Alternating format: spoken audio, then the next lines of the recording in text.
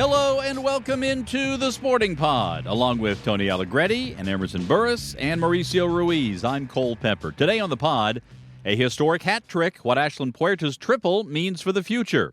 A major groundbreaking on a project with the Sporting Jacks Foundation that will impact the community for years to come.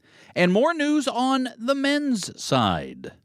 Ooh, that's a tease. We are fed by the Bearded Pig, locally owned and operated, with the original location in San Marco. Make sure you swing by the Bearded Pig for great barbecue and great times. Let us start. I know. I'm excited to hear Tony's political view on any upcoming news that we have. What? I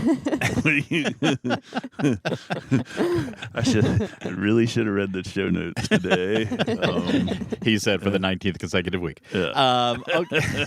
Hey, everybody's good at something. Yeah, that is true. So let me start by talking about last weekend's win against Carolina Ascent. It was a little nervy at the end, but 4-3. Seven goal nail biter. Yes, and Ashlyn Puerta with the hat trick. Can we all talk about how we experienced this game?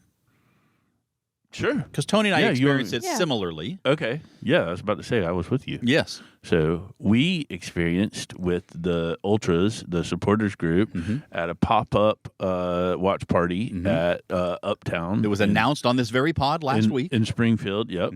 Thank you. And I think we did have some pod listeners out there. So that was it was great. Now, Uptown, we got work to do because it was only one TV, and it's just so busy on a Sunday. And it's rare to have a 2 p.m. kickoff on a Sunday, so that we won't have that problem again. But anyway, growing into it. I think we're going to watch it at IWC Southside this time with the Ultras. Okay, for this game coming for Saturday. Oh, very good. Yeah, so okay, breaking news. We'll talk about that. We'll talk a little bit about that one as well. One of the things that I enjoyed was with some of the Ultras there. They had. Obviously they're rooting on the team. They have a lot of passion for the squad. They also had questions and want to know more about. They love getting little tidbits about the players. Yeah. And one of the things Emerson does during the Sporting Jacks report, doing these player features, like, oh yeah, I watched that, and this and this and this, and so I love to be able to connect the players and the fans in that way. That's why we do it on the TV show, and this is another great way to do that with just person to person and being able to share some of that information. And it just really underlined to me the need to continue doing that and do more and more pervasive with connecting the players. How did you watch the game, Emerson? Well, I had to go to the airport right at the start of the game, and so I missed all three of Ashlyn's goals. Came in 31 minutes. Yeah. Dang. But I stayed up to date on social media when I was at stoplights and such, but I did not get to watch it live, unfortunately. I did go back and I watched it, but I didn't see it live. But it was very exciting. Mal, how about you? We've talked about the timing of the game. 7 o'clock here p.m. is a midnight game for you, so this would have been a 7 p.m. game, I guess, kickoff for you this time around. Yeah, it was actually two different ways to enjoy it because we were in such a rout in the first half. So I watched it live. I watched the first half live, and I'm sitting here going like, this is what is going on, right? Like this team has just kind of come out of nowhere. Ashley's having her coming out party, even though she's been a stud since the beginning of the season. But all intents and purposes, by second half, our family had something to do. So I followed it on FootMob, which is a stats stalker app that people should have a lot of information on there. It's really good. And Sporting Jacks is one of my favorites. So I get updates only to have a heart attack watching it during dinner in the second half. I'm going, what is going on? So we got to have a conversation with the wellness team if they can provide some heart rate checks for the fans that are watching it, because there's something going on. Or just talk to the coaching staff for the health of everybody. We got to manage the score lines a little bit better. Yeah, it's never boring. That's for sure. And we've lost some leads this season, so it's a concern. But and also like anytime, like if you look at the number of games that end 3-3 or 4-3 either way, I bet a huge percentage of them start 3-0. It's just I never get comfortable. Like, it's probably being an Evertonian, because it's just never really done. And we got to. I think we got to do better in the second half. Agreed. I will say that one thing that Stacey Balaam said. This is it's inside information, but it's not. She said it during a media availability. It was inside information. Yes. Is that she went back and looked at the celebration after Ashlyn's third goal and noted how different the body language was after that one than the first two. And what she noted is, hey, we let up. We took our foot off the gas there. And I think part of that is sort of a natural reaction. And if you go back and watch it, Sophia Bowman ran over and gave her a big hug. Everybody, they were celebrating, but it was a very low-key sort of business as usual. Well, yeah, I mean, that's already happened 2 times. Right, yeah, and here we go again. And I think that might have signaled a little bit of a mental let up. This is and we've talked about this before. This is a very young team, and not having a veteran presence out there like Parker Roberts, who I think might have had a different impact, is a big thing. So, more vocal veteran leadership at those times, and that's after Carolina scored the first goal, there had to be thoughts of, hey, we've seen this movie before. So that's part of the maturation process of a young team, is to figure out how to close out games. But with that being said, though, if you look at a lot of these leads that we've let up, and certainly they're disappointing, right? But there's something about a character of a team that we're not losing these games. And you and I have covered a lot of USL Championship games in our games of the week, where we've actually seen the turnaround. And at the end of the game, the team that had the lead, or 2 or 3 goal lead, and they've had this comeback from the opposition, because there is that mental letdown at times during a game, especially when you have a 2 to 3 goal lead. We see oftentimes teams actually lose the game. Now, a tie, as we've had in the past, we talk about a tie feeling like a loss to the team that was in front, and like a win to the team that was behind. But we're not losing these games, right? We're giving up ties, and we're missing on full points. But there's something about this team that continues to fight all the way to the end.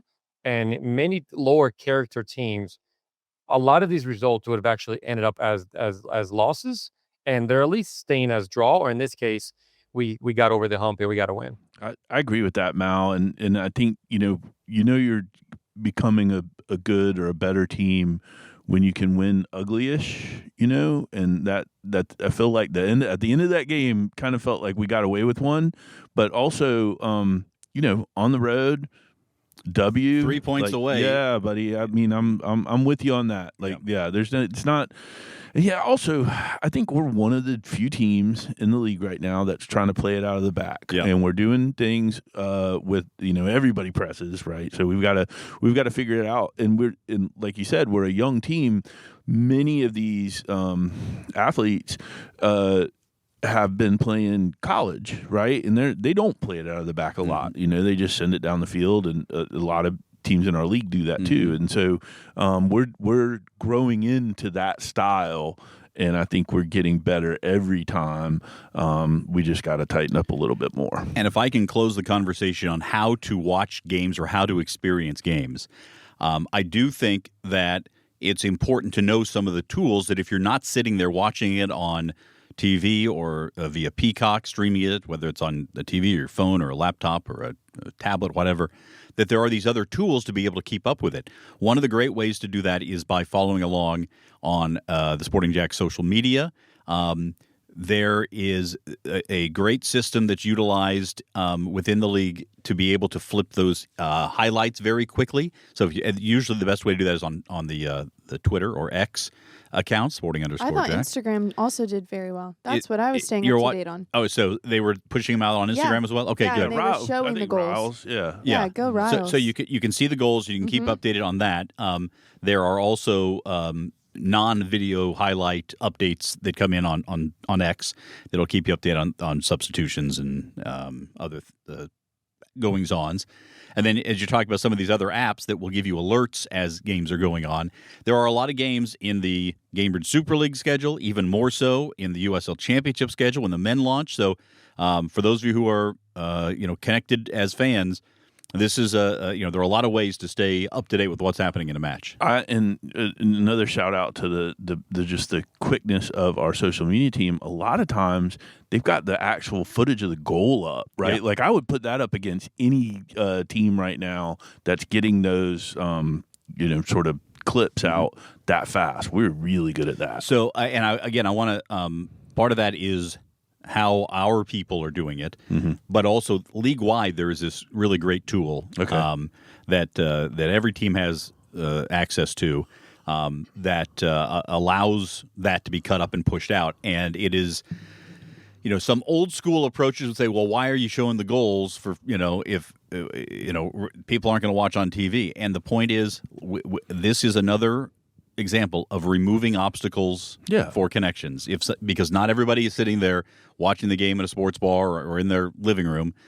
So find all the ways you can keep people connected, and you can experience that. And even if you are watching it and you want to go back and watch the highlight again, you have that second screen option. You can go back and see that as the game is going on. So just a couple of notes there for those of you who are looking at different ways of experiencing, particularly road matches, when you can't be at Hodges Stadium. We do want to remind you that a great option is the Sporting Flex Pack. Choose any 4 matches, and you can save on the single game ticket price. 4-game Flex Packs start at just $60. There are 4 home matches remaining in the fall portion of the schedule, and they are all against our Florida rivals, Tampa Bay Sun and Fort Lauderdale United. Just putting that out there. Go to sportingjacks.com/flex or call 904-863-KICK to get your Sporting Flex Pack today. Now we turn to Tony Allegretti and the big deal that happened yesterday at the Boys and Girls Club there in Arlington. And Baxter Luther Boys and Girls Club. Tony, let me just first describe to everybody what it is.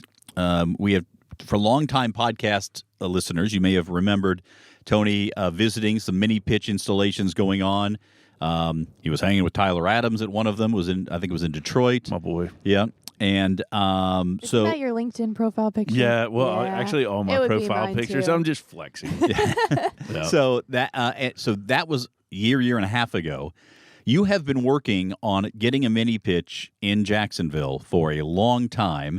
The mini pitch is about the size of a outdoor basketball court or outdoor tennis court, and it will be a place where kids and adults potentially can go and have a little space to work on their soccer skills, play some games. There's goals at either end that are built in. There are walls that will keep the ball in unless you really pound it, and it will be lit as well in the old-fashioned sense, right? That there will be lighting.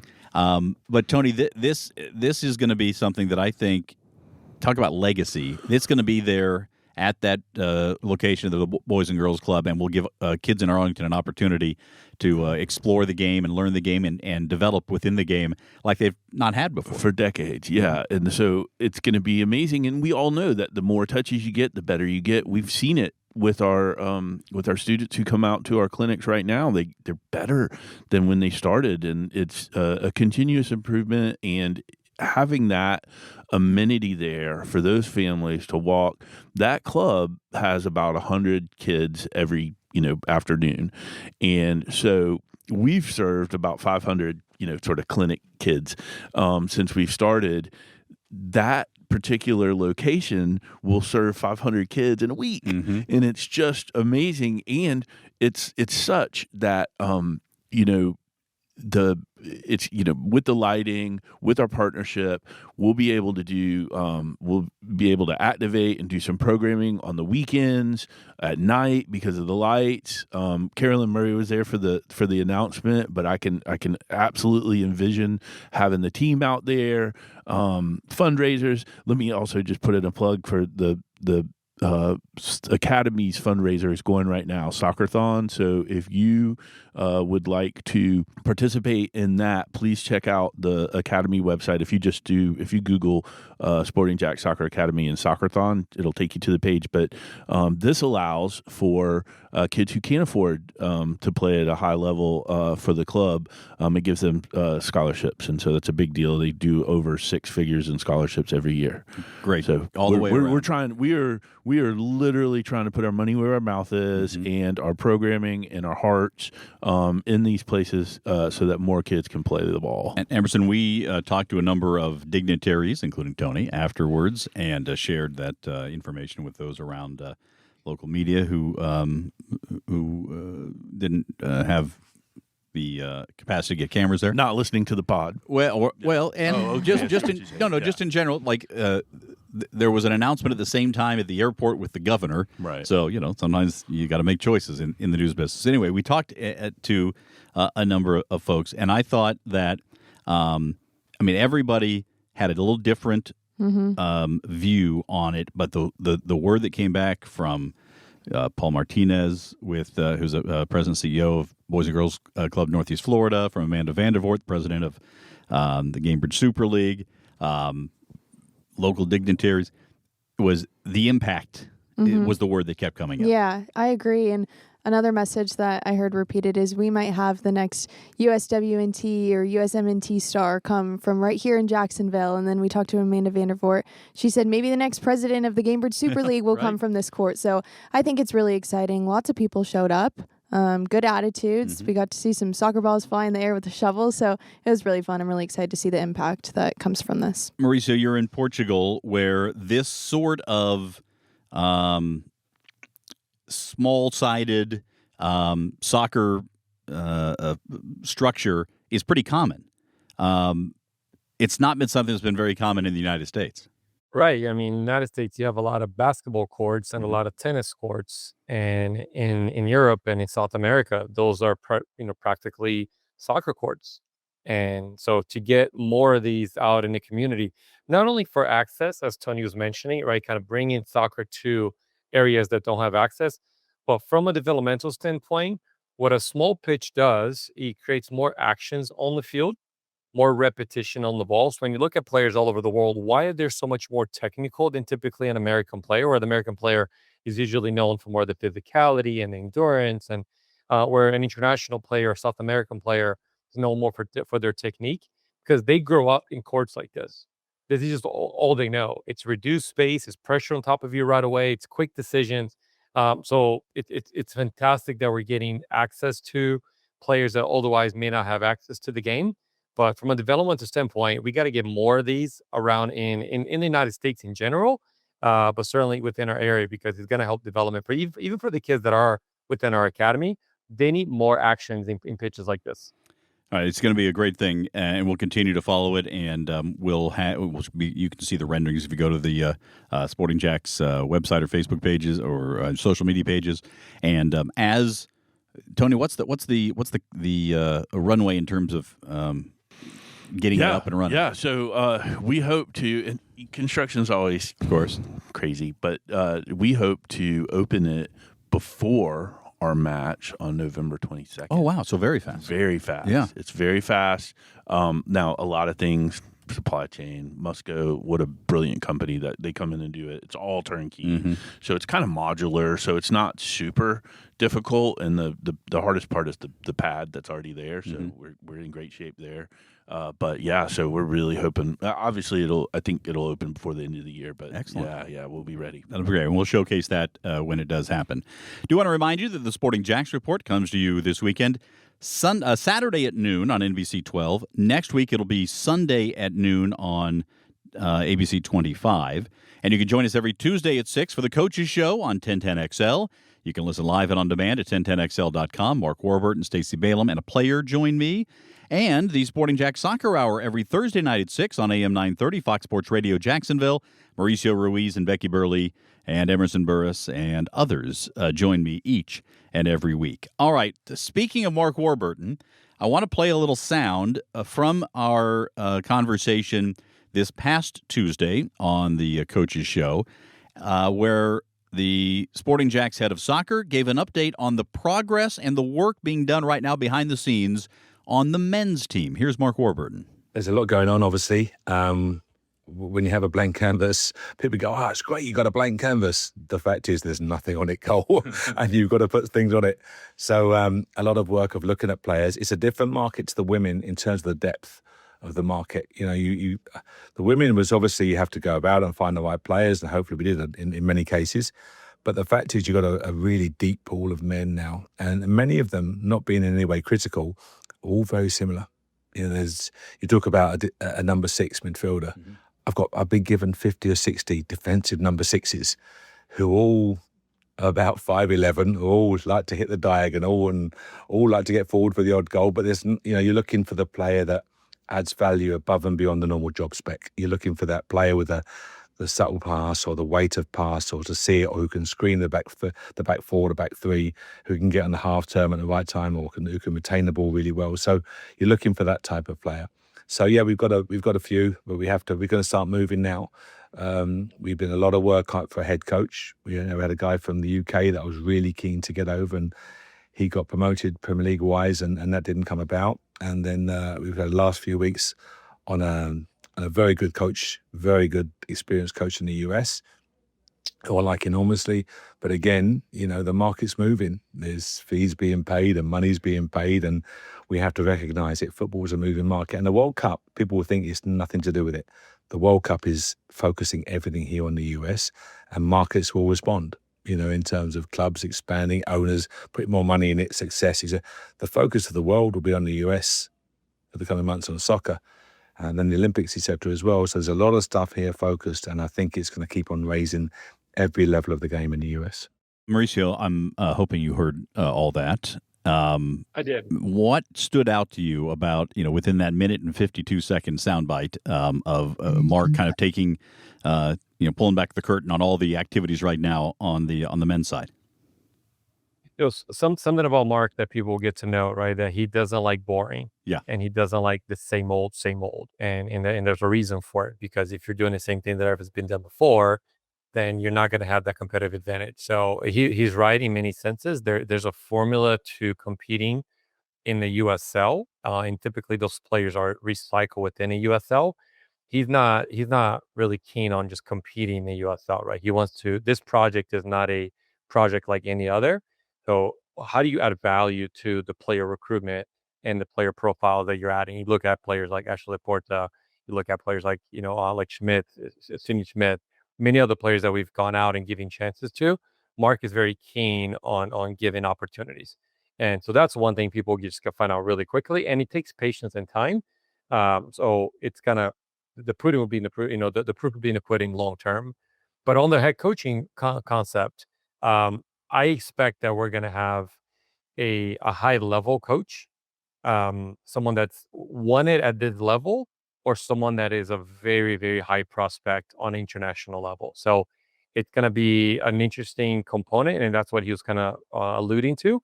We're either going to get someone that's high prospect that's operated at a high level internationally, or someone that is a very successful coach at this level that they know what it takes to win. Emerson, what jumped out at you in those comments? Well, I was going to go a different direction and just say something. We had a conversation not too long ago about when the women's team was getting instated and everything was happening. And I came in mid-May and I kind of felt like I was flying blind. I didn't really know what all was happening. I was trying to figure things out. There were so many firsts, trying to launch everything. Obviously, now I have a better idea of all of that, so I know what to expect to start the men's team. I'm so much more excited because I know what's happening. I know the process of the coach and then signing the players and getting everything out on our side for the TV show and those announcements. So I think I'm even more excited for all of this to really finally happen. She just lit up when talking about that. For real. Yeah. Well, it is super exciting. And it's like, you can't stress about it or focus too much on anything, because I think Mark put it really well. It's like the market's going to decide, and so we're going to know really soon. And I think I absolutely trust him. I think he nailed it with Stacy. So like really just kind of we'll just wait. Yeah, I think that his point about the way that the World Cup is already, the anticipation of the World Cup, that's already impacting the marketplace for soccer in this country is really interesting. We know that having the World Cup here is going to be a huge opportunity to continue to grow the soccer community and connect the soccer community in different cities across the country. But the fact that it's already impacting the pro marketplace is really interesting. And I think I need to ask him this question. I wonder if the success that the women's team is having is it a bit of a proof of concept for the men's team in terms of players thinking about wanting to come and play here? Because, again, just like with the women's team, this will be a first-time team. It will be all new players playing together. Some may have played together in other places before, but this will be all new. It helps the brand, yeah, right? So if the brand's out there and you're seeing us on the Chiron and our name, all that's really helpful. This morning, I think we were in front office sports with the just a carryover on the momentous announcement, but also a lot of funds are getting into the sports biz and all that, and so that kind of exposure is niche, but it's massive. Like literally, we're the first club mentioned in an article about 70 clubs that are bigger and, for now, wealthier. Yeah, exactly. For now. Today. All right. Let's move on and talk about our Premier League contest. Last week, you mean the greatest contest of all time? Right. I don't think that's what you said last week, Tony. People change them. It's here's what. By the way, none of us lost. We all got points. That's good. Emerson and I took Spurs over Wolves. It was a draw. Emerson texted me, "Are you watching this game?" And I was like, "Which game?"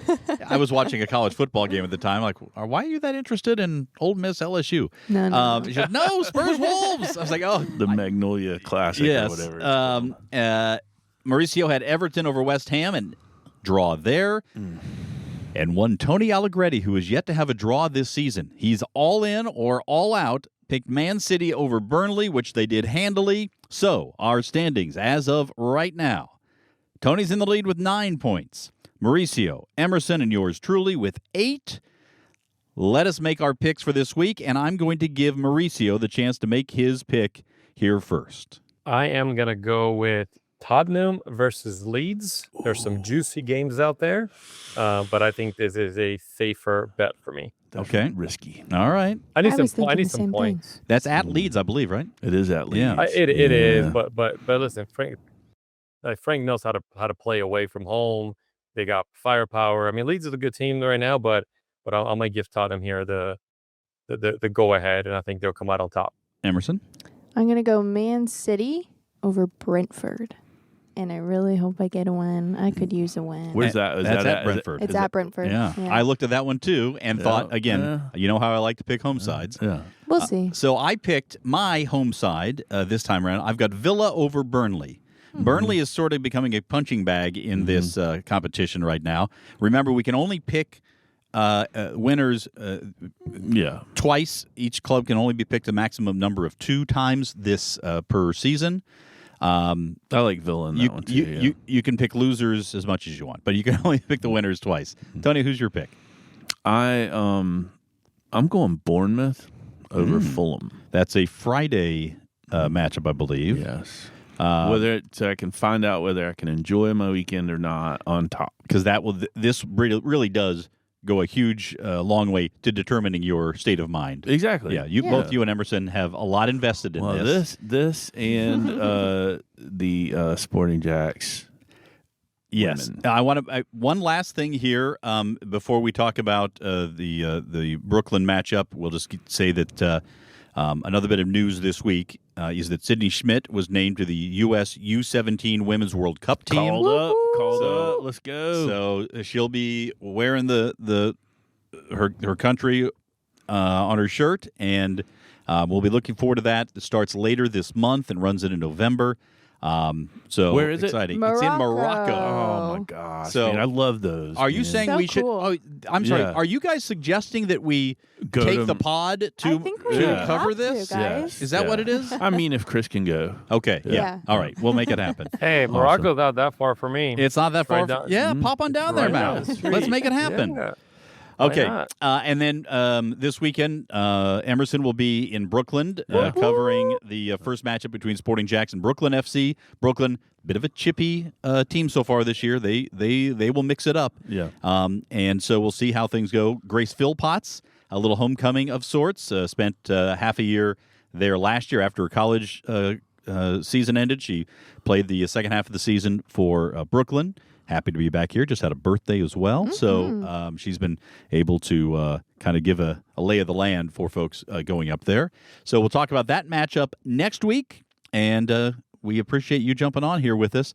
Please share the Sporting Pod with your soccer fan friends. We want to continue to grow the community around the pod and therefore around Sporting Jacks, and more interesting news to come as the days and weeks continue. Yeah, and just one last little note that if you would like to meet us at the Southside IWC to watch the Brooklyn match, we're going to have it on. I'm going to try to get them to put the sound on. Mm-hmm. So Saturday night, I think it's a 6 p.m. Tinseltown, yep. 6 o'clock kickoff. Yeah. Yep. Perfect. All right. For Mauricio Ruiz, for Tony Allegretti, for Emerson Burris, I'm Cole Pepper. Thanks so much for listening to The Sporting Pod.